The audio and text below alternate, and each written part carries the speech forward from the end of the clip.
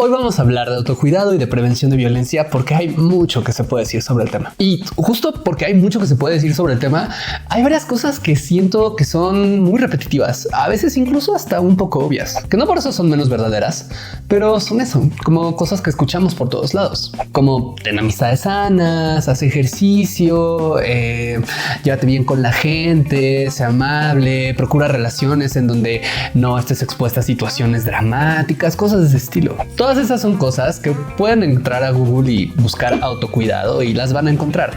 Y por eso quiero hablarles hoy de otra cosa que creo que es un poco esencial o bastante esencial sobre el tema y que me parece que no hablamos lo suficiente.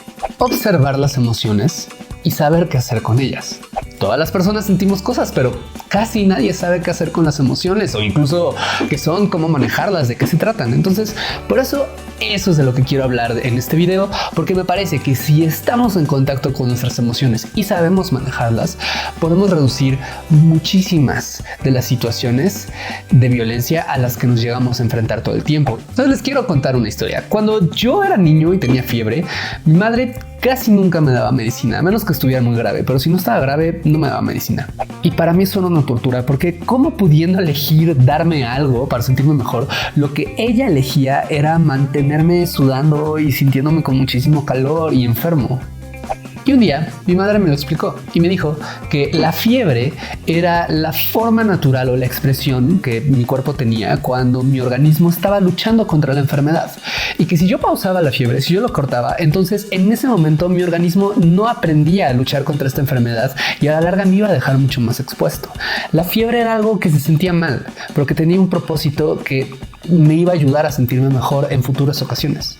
La fiebre era mi cuerpo defendiéndose y lo que yo tenía que hacer no era necesariamente huir de ella dentro de cierto margen en que pudiera controlarla, sino más bien aprender a escuchar a mi cuerpo. Algo similar ocurre con otros procesos del cuerpo que consideramos un poco desagradables. Por ejemplo, el vómito, ¿no? El vómito tiene una función que es que tu cuerpo detecta que está siendo intoxicado y activa la reacción del vómito para poder liberar eso que te está intoxicando, ¿no? Como podría ser un alimento que comiste y te cayó mal. Por eso es malo cuando sentimos que queremos vomitar y no lo hacemos. Hay que cuidar no deshidratarnos, por supuesto, pero si el cuerpo te está pidiendo expulsar algo, es por algo. La fiebre, el vómito, el dolor, la tristeza, la ansiedad, todas estas cosas son emociones que no son agradables, pero tienen una función.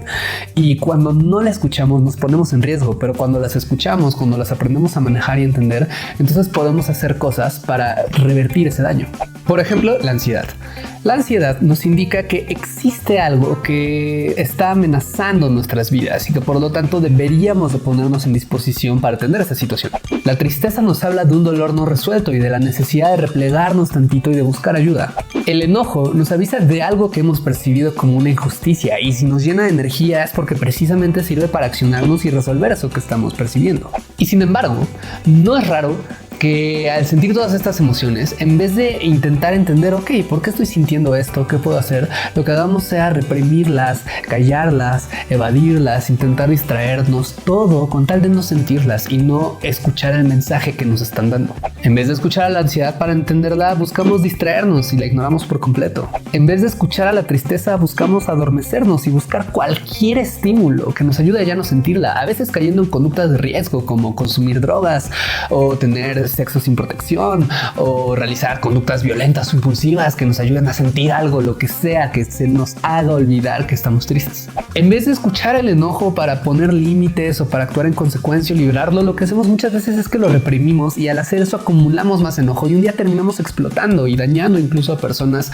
a quienes podemos querer mucho o no queremos dañar realmente. Esto es tan peligroso que incluso Sigmund Freud, el creador del psicoanálisis, dijo que la depresión no era otra cosa más que enojo llevado hacia adentro, enojo que no podíamos canalizar y que como no podíamos canalizar lo reprimíamos y eso nos terminaba afectando tanto que nos acabábamos deprimiendo. Es común, por ejemplo, que mis pacientes que llegan con depresión lo hagan después de una situación muy grave, como algún despido o alguna ruptura amorosa, alguna pelea muy fuerte que tuvieron con alguien, incluso algún acto muy impulsivo que los hace ahora cargar con muchísima culpa, como haber golpeado a alguien que no querían, haberle gritado demasiado fuerte a alguien que no querían, qué sé yo.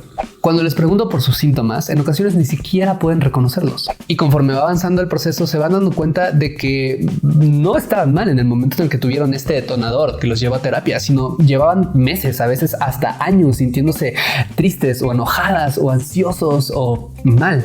Pero la falta de escucha de esas emociones fue lo que terminó provocando que esto se convirtiera en un factor que les llevó a desarrollar una enfermedad mental. En situaciones de violencia ocurre mucho esto. Muchas veces, por ejemplo, podemos estar con una pareja con la que en algún momento dejamos de sentirnos bien, ¿no? En algún momento nos sentimos con intranquilidad, sentimos que hay cosas raras, sentimos que nos podría hacer daño, pero de alguna manera toda esa ansiedad la intentamos callar diciendo no, nos queremos mucho, no me va a pasar, es muy dulce conmigo. Y de repente descubrimos que esto que estábamos sintiendo era nuestro cuerpo intentando alertarnos de que algo estaba mal. O también sucede que en ciertas reacciones explosivas, que sobre todo solemos tener los hombres, lo que ocurre es que tenemos muchos enojos que no tenemos otras maneras de canalizarlos, y entonces de repente un día explotamos con nuestras familias, nuestras amistades, nuestras parejas, y cometemos actos de violencias horribles por no poder conectar con lo que estamos sintiendo desde antes.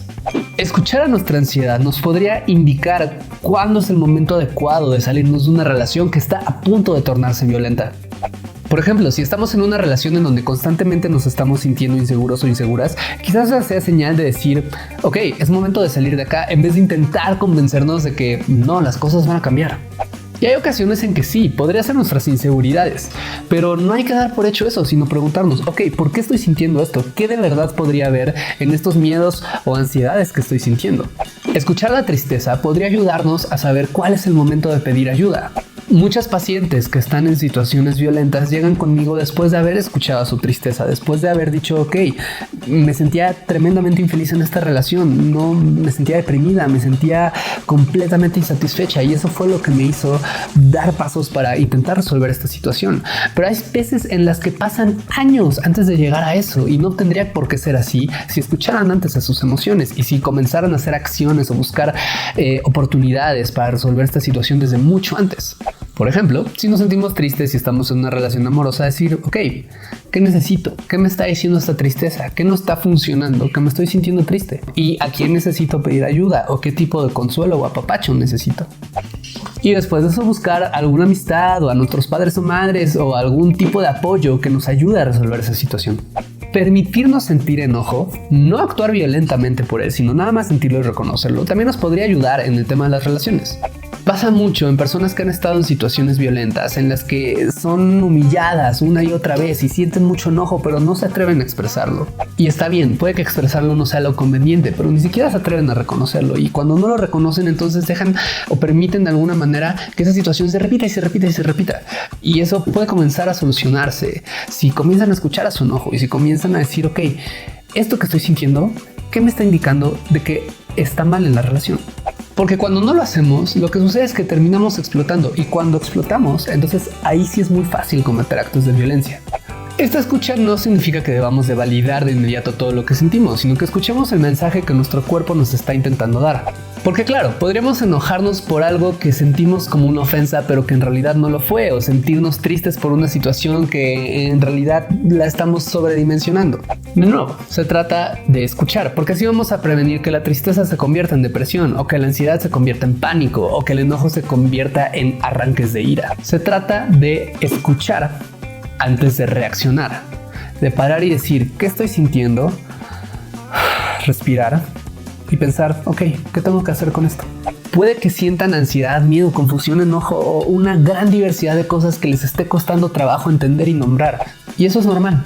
Está bien, no tiene nada de malo. Las emociones nunca tienen nada de malo. La única manera en la que vamos a poder enfrentar todas estas emociones es a través de escucharlas, de sentirlas, de ver qué me están indicando. Y al hacer eso, podemos prevenir un montón de situaciones de violencia. Porque entonces podemos saber cuándo es momento de actuar y cómo debemos actuar. Nuestras emociones hablan, en ocasiones hasta gritan, y nuestros cuerpos siempre nos van a expresar aquello que a veces no somos capaces de ver conscientemente, pero hay que saber escuchar.